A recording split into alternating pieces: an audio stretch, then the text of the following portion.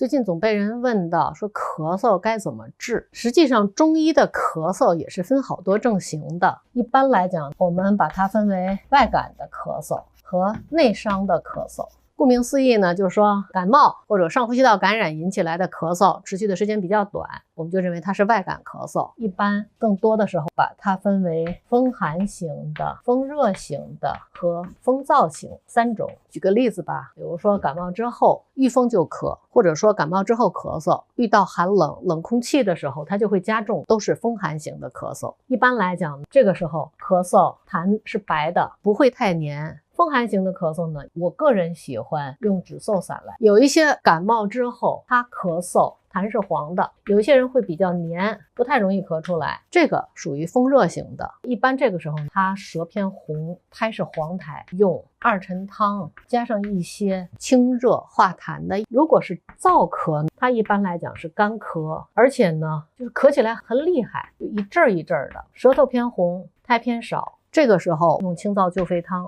内伤咳嗽一般是由于脏腑的功能出了问题，跟外感呢关系并不大，可以持续很长时间，它可以成年累月的咳。辩证实际上是很复杂，因为它要考虑湿邪和这个人本身脏腑的虚损两方面的问题，而且呢这个虚实可以同时存在。湿邪呢主要就是痰，有一些会痰中夹着热，也有一些严重的它会有淤血的问题。最常见的实际上就是痰浊阻肺，一般来讲白痰多，而且呢偏黏，有些人容易卡出来，有些人不容易卡出来，苔一般是白腻的，这个实际上就是比较典型的二陈汤的这症型了。有一些人痰多色黄黏，苔是黄腻苔，这个属于痰热阻肺，那么用温胆汤加减。这个咳嗽的最常见的就是肺气虚，这人全身没劲儿，容易累，他会觉得这个气儿不够用，就是我们常说的这个气短，特别是活动的时候它会更明显。这个时候要补肺气，比较常用的像黄芪、党参啊都是可以的，当然像虫草、像灵芝啊都是可以。肺气虚损的时间长了，这个人容易出现脾气虚，吃东西之后容易肚子胀，不想吃东西，可能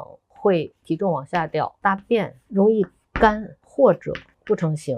脾虚的时候一般用补中益气汤。还有呢就是时间太长了，它还容易出现肾气虚，就是觉得吸气不到底儿，我这口气吸不到底，这个呢实际上就属于肾不纳气了。当然这种情况下像什么腰膝酸软、尿频、头晕、耳鸣等等都可能会出现。这个时候要注意什么呢？它到底是偏于阴虚还是偏于阳虚，还是就是单纯的气虚？一般来讲呢，单纯的气虚温肾纳气是最重要的。实际上肾气虚里边呢，最多的是偏于肾阳虚的。治疗咳嗽，特别是内伤咳嗽，要注意一点，就是吸烟的问题。有些人说我一直咳嗽，痰很多，而且怎么治都治不好。一问起来，一天2包烟，如果不戒烟的话，这个咳嗽基本上是治不好的，最多能减轻。